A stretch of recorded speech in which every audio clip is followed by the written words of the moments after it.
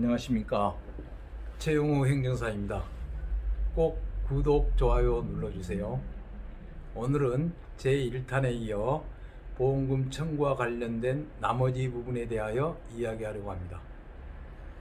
처음 시청하시는 분들은 먼저 1탄을 구독하여 보험금 청구서를 확인하여 주시기 바랍니다.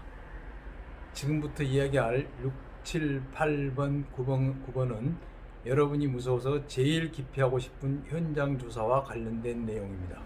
손해사정업체의 손해사정사 또는 그 보조인이 현장 조사에 할 때 통상적으로 여러분에게 진료기록 열람 및 사본발급 동의서와 진료기록 열람 및 사본발급 임장을 자필 서명을 요구합니다. 이와 관련하여 혹자들은 1인 방송을 통하여 무조건 동의를 해주면 안 된다고들 합니다. 그러나 여러분이 가입한 보험 상품의 약관에는 피보험자 등은 보험금 지급 사유 조사와 관련하여 의료기관 또는 국민건강보험공단, 경찰서 등 관공서에 대한 회사의 서면에 의한 조사 요청에 동의하여야 합니다라고 기재되어 있기 때문에 진료기록 열람 및 사본발급 동의서와 진료기록 열람 및 사본발급 임장에 자필 서명을 해주지 아니하면 여러분이 약관에 기재된 조사 협조 의무를 준수하지 않았다고 하면서 보험금 지급을 거부하더라도 할 말이 없습니다. 따라서 진료기록 열람 및 사본발급 동의서와 진료기록 열람 및 사본발급 임장에 자필 서명을 해주되 반드시 여러분의 권리가 침해되지 아니하는 범위 내에서 자필 서명을 해준다면 큰 무리가 없을 것입니다. 통상적으로 여러분들은 진료기록 열람 및 사본발급 동의서와 진료기록 열람 및 사본발급 임장의 모든 부분은 전혀 기재하지 아니하고 오직 우측 하단에 날짜와 자필 서명란에 자필 서명만 해주는 게 통상적이었을 것입니다. 그런데 이렇게 작성된 진료기록 열람 및 사본발급 동의서와 진료기록 열람 및 사본발급 임장에 의하여 암질환자나 만성질환자들은 큰 낭패를 당하는 경우가 종종 발생합니다. 실제로 이 소비자 같은 경우 2017년 2월 2일에 이 위에 부분은 전부 백지 상태로 자필 서명을 해주었습니다. 그런데 보험회사 현장조사 담당자는 병원을 기재하고 진료기간을 2011년 1월 1일부터 현재까지로 해서 약 6년치 동안의 진료기록을 전부 사본발급하였습니다. 이렇게 세 개 병원에서 발급받은 진료기록을 가지고 의료자문을 거쳐 의료자문 결과에 근거하여 2017년 3월 31일에 이 소비자를 상대로 부당이득금 반환 청구 소송을 제기하기도 했습니다. 따라서 여러분이 진료기록 열람 및 사본발급 동의서와 진료기록 열람 및 사본발급 임장에 자필 서명을 할 때에는 진료기록 열람 동의서의 신청인란에 필히 보험 이 성명란에다가 무슨 보험회사 대리인까지만 기재를 해 주십시오. 참고로 이 형태로 기재를 하면 됩니다. 이 형태로 기재해 놓으면은 여기 부분 끝부분 대리인 다음란에는 그 발급받은 신청자 이름을 기재하게 되어 있습니다. 마찬가지로 이 하단 이 부분에도 가로가 있는데 여기에도 꼭 다 쓰기가 불편하시니까 여기다가 무슨 보험회사 대리인 써놓으면은 발급자가 여기다 이름을 쓸 겁니다. 김갑돌이라고 쓰든 뭐라고 쓰든 쓸 겁니다. 쓰고 발급받게 됩니다. 위임장 역시도 마찬가지고 위임장에도 수임인란에 무슨 보험주 대리인 이렇게 기시하시면 됩니다. 저는 통상적으로 그래서 이런 형태로 합니다. 절대 빈 공간을 남겨두지 마십시오. 쓸 수 있는 부분은 무조건 쓰세요. 그리고 특히 치료기간, 의료기간 명칭하고 진료기간, 이렇게 발급 대상 기간입니다. 발급 대상 기간은 꼭 기재해야 됩니다. 그렇지 않으면 2020년 12월 3일 날 동의를 해 주었는데 2011년 1월 1일부터 현재까지 해버리면은 이 기간 기록을 전부 다 가져갈 수 있습니다. 실제로 청구 대상 기간은 이 기간인데도 보험회사 담당자 마음에 따라서는 이렇게도 발급이 됩니다. 특히 수임인이나 수임인난, 여기 신청인난, 여기 신청인난에는 필히 기재를 해야 됩니다. 백지로 놓으면 절대 안 됩니다. 아까 설명했다시피 무슨 보험주 대리인, 여기도 똑같습니다. 무슨 보험 대리인주, 여기도 무슨 보험 대리인, 여기도 대리인. 이걸 기재하면은 어떤 차이가 있냐 하면은 그걸 설명드리겠습니다. 지금 의료법 시행 규칙에 있는 별지 그대로 보험회사 직원이 통상 갖고 나온 문서 그대로 놔두고 쓰면은 여기다 긴값들이라고 써버리실 경우 여기 신청인도 긴값들이 됩니다.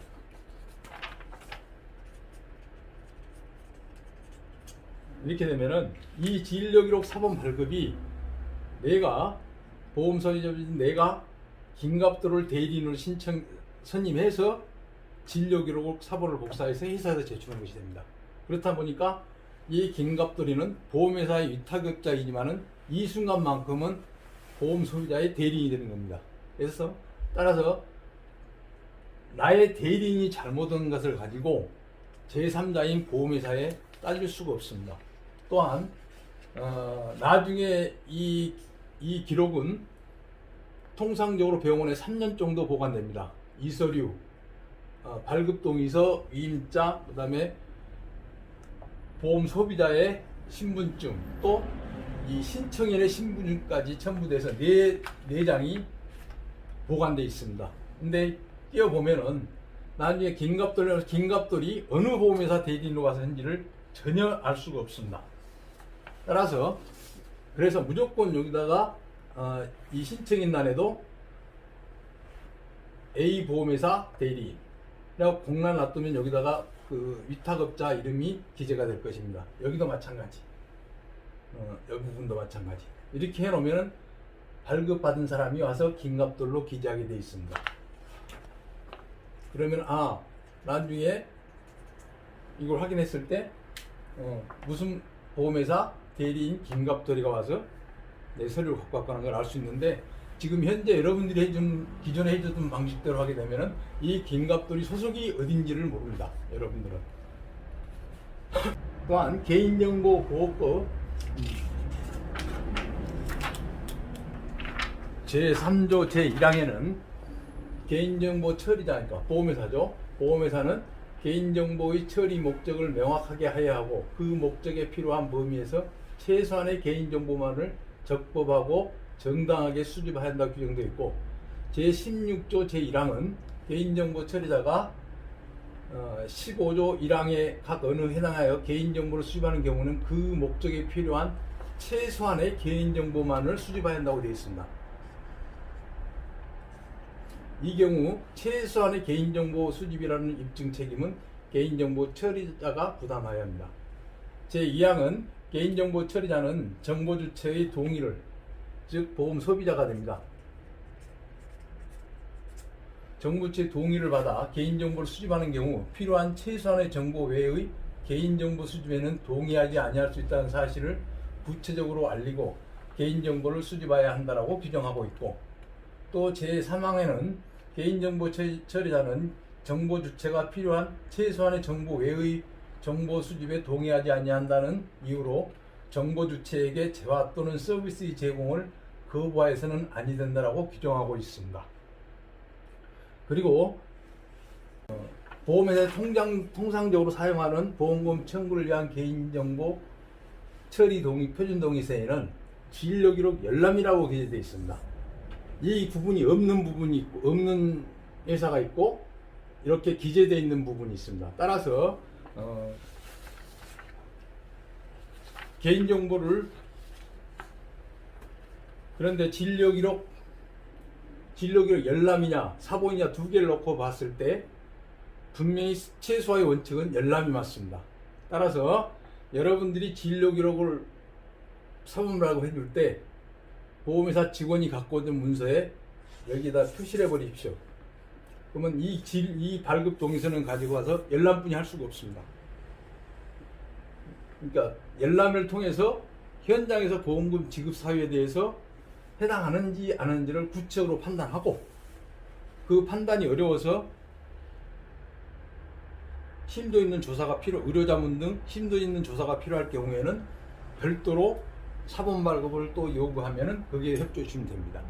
이때도 최소한의 정보가 원칙입니다. 따라서 처음부터 끝까지 이 부분을 다는 부당하고 이 부분에서 필요한 부분만 해주면 됩니다. 근데 여러분에게 가장 취약한 부분이 간호기록부입니다. 여기는 왜냐하면 외출 외박 사항이 다 기재되기 때문에 가급적 이 부분은 사본 발급을 기피하시는 게 여러분에게 도움이 될 겁니다.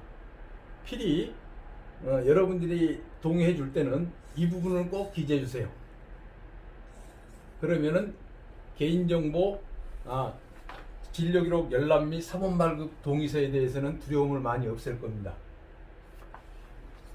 다음으로는 진료기록 의료자문 동의서입니다. 통상적으로 의료자문은 여러분이 이러지도 못하고 저러지도 못하는 의료자문 동의서와 관련된 내용입니다. 혹자는 의료자문에 절대로 동의하지 말라는 경우도 종종 있는데, 의료자문에 동의를 하지 않으면 이 또한 보험금 지급 거부 사유에 해당합니다. 그러나 보험약관에는 의료자문 절차에 대하여 규정이 없는 경우가 있고 규정이 있는 경우가 있습니다. 그런데 대부분 규정이 있더라도 대부분 회사가 지급사유 조사나 확인을 위하여 필요하다고 인정하는 경우 피보험자의 동의를 얻어 제3의 의사를 정하고 그 의사의 의견에 따를 수 있습니다라고 규정하고 있습니다. 또한 개인정보보호법 제17조 제2항에는 개인정보 처리자는 제1항 1호에 따른 동의를 받을 때에는 개인정보를 제공받는 자, 여기는 제 의사가 되겠죠. 제3의 의사, 직자의 개인정보 이용 목적 외에 이 5가지 항목을 정보 주체에게 알려야 합니다. 만약에 알릴 사항 중 어느 하나의 사항을 변경하는 경우에도 이를 알리고 재차 또 동의를 받아야 됩니다. 그리고 특히 23조에는 개인정보 처리자는 사상, 신념 쭉 해서 건강, 성생활 등에 관한 정보, 그 밖에 정보주 사생활을 현저히 침해할 수 있는 정보는 처리하여서는 아니 된다고 되어 있습니다. 다만 정보 주체에게 제15조 2항 각호, 또 제17조 제2항 각호, 이 부분이 되겠죠. 알리고 동의를 받는 경우에는 사용할 수 있다고 되어 있습니다. 따라서 정보 처리자인 보험회사는 정보 주체인 피보험자의 개인정보와 민감정보를 제3자인 의사에게 제공하려면 정보 주체인 피보험자의 동의를 받아야 하는데, 동의를 받을 때는 보험 소비자가 알 수 있도록 개인정보를 제공받는 자, 즉 제3의 의사를 알리고 동의를 받아야 합니다. 그런데 지금까지 보험회사는 약관 규정이나 개인정보보호법 17조 제2항 내지는 17조 2항 1호 내지는 3호 규정이나 23조 제1항의 규정을 무시하고 제3의 의사의 이름이 해당 의사의 개인정보라는 이유로 공개를 거부하는 것은 물론이고, 동의를 조건으로 공개를 요구하면 동의에 거부한다는 억지 누명을 씌워 보험금 지급을 거부하였습니다. 이러한 보험회사 행포는 대한민국 헌법 제17조에서 보장하는 사생활의 비밀과 자유를 침해하는 것이며 개인정보 자기결정권을 박탈하는 갑질이라고 할 것입니다. 이와 같이 보험회사에서 자문의사의 이름을 밝히는 것을 꺼리는 것은 의료자문 해신서가 실상은 의료법 제12조 1항 및 17조 1항, 형법 제233조와 밀접한 관련이 있기 때문입니다. 이에 대한 구체적인 내용은 사회방송 때 별도로 여러분에게 알려드릴 것입니다. 그리고 현장 조사 시에 자문의사의 공개 여부로 실랑이는 하지 마시고, 난처한 입장에 직면하게 되면 의료자문병원 한 개를 지정해 줄 것을 요구하고, 한 개 의료자문병원을 지정해 주었을 경우에만 의료자문 동의서에 동의를 해주고 필히 사진 촬영을 하거나 사본을 만들어 보관하십시오. 통상적으로 보험회사들은 지금 여기는 좀 틀리는데 이 부분에가 보통 병원이 한 4, 50개 정도 적혀 있습니다. 즉 과거 1년간 의료자문한 병원에서 과거 했던 병원 명단이 쫙 나옵니다. 그리고 아무것도 없는 상태 이 내용에서 자필 서명만 요구합니다. 절대 그렇게 하면 안 됩니다. 이분 같은 경우는 무슨 대학교 병원이라고 기재를 해줬습니다. 보험회사에서. 이건 병원 명칭은 개인정보가 아니기 때문에 기재해 줘야 됩니다. 요구하면 무조건 기재를 해야 하는 게 정상입니다.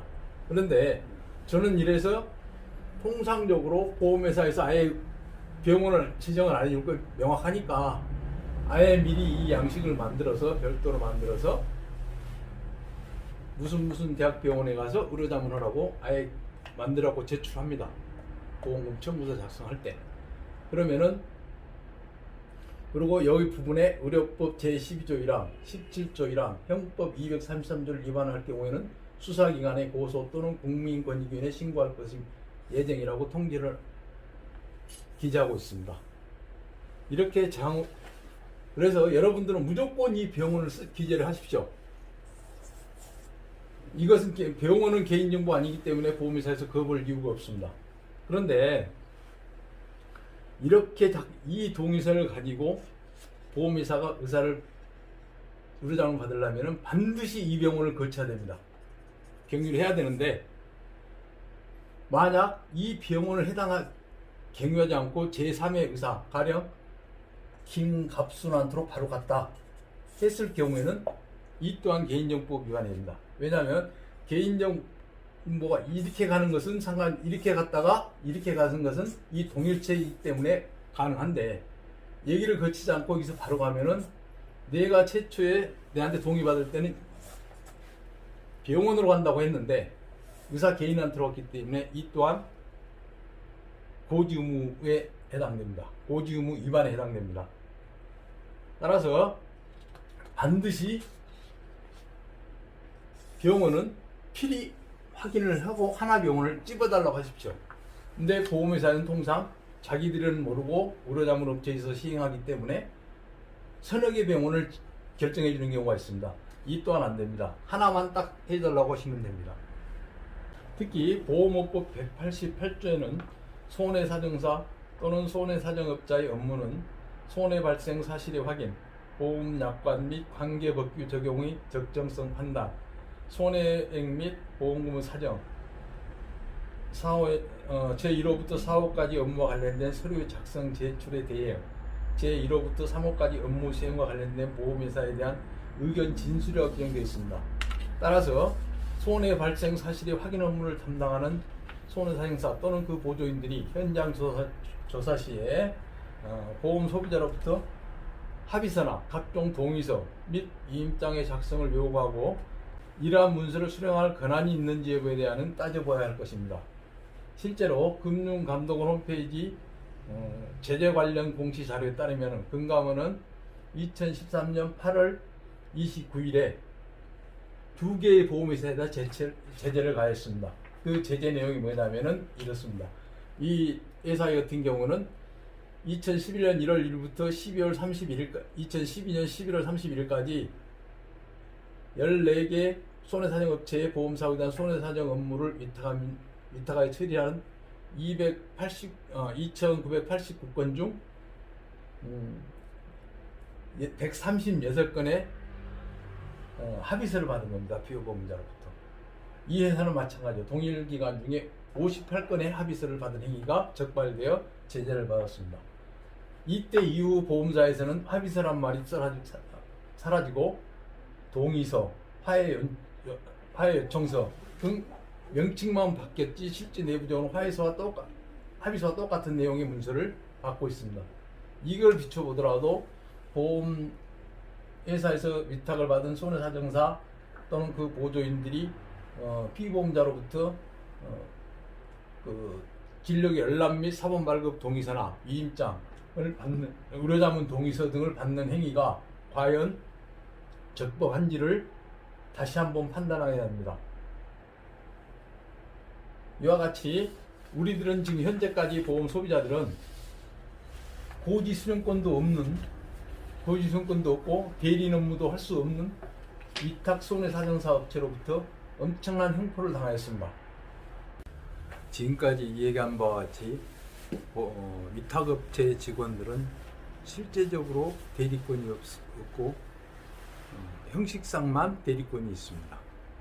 현장 조사할 때는 대리권이 있고 현장 조사와 관련한 권리관계에서는 대리권이 없습니다. 그 비근한 예가 여러분들이 고지 의무 위반이 적발되었을 때 실질적으로 위탁 손해사정사 업체 직원이 대리권이 있다면 그 당일부터 제척기간의 기산점이 돼야 되는데 실상은 중간 보고서가 보험회사에 제출된 날이 기산점이 되고 있습니다. 이로 미루어 보험회사 위탁 업무 담당자들은 지금 현재 여러분들한테 받고 있는 동의서나 위임장 또는 합의서, 의료자문 동의서를 직접적으로 받을 권한이 없습니다. 이러한 서류들은 회사 직원이나 아니면 회사의 대리권을 위임받은 사람이 직접 수령해야 됩니다.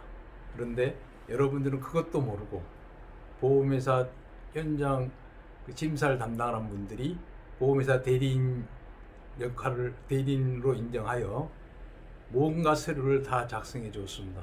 앞으로는 이런 행위는 절대 금하시고 혹시라도 보험금 수령이 급하여 작성을 해줄 때는 오늘 이 시간에 강의된 내용을 잘 상기하였다가 그대로 실행해 주시면 될 겁니다. 오늘 강의는 이것으로 마치겠습니다. 꼭 구독, 좋아요 눌러주세요. 그리고 다음 시간에는 현재 떠오르고 있는 본인 부담 상한제에 대해서 말씀을 드리겠습니다. 감사합니다.